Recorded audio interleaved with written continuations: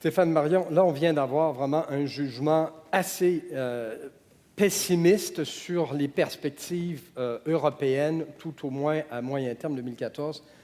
Votre position à cet égard-là? Je pense que Marc n'est pas assez pessimiste. Non, mais T'as sérieusement... pas changé, hein? Peut-être. Vraiment? C'est une question d'asset mix. Trimestre prochain. Mais la réalité, René, au début, tu disais, on est back to the future, on est back to the future. Peut-être qu'il y a une époque où cette analogie-là, elle tenait, mais elle ne tient plus, parce qu'on vieillit tous. Et la réalité européenne et la réalité des pays de l'OCDE, c'est que la population en âge de travailler, elle est en déclin. En partant, votre calcul de PIB, vous faites ça, ça me prend de la productivité puis de la population, si je le résume à sa forme la plus simple.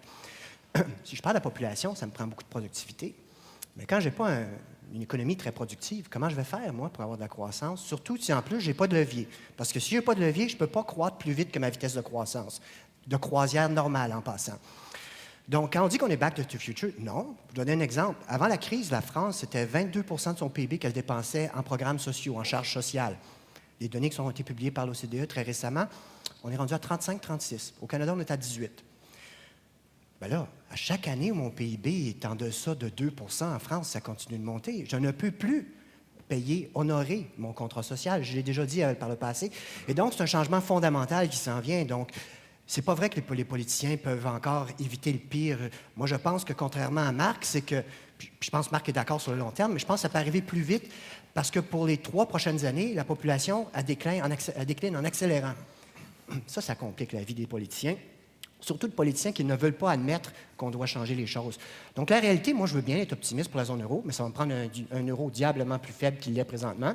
Puis l'autre chose, il y aura évidemment des coupures sévères au sein des programmes sociaux pour m'aider à donner plus de place à mon économie privée qui, présentement, n'a pas la capacité de s'exprimer dans un environnement réglementaire beaucoup plus grand.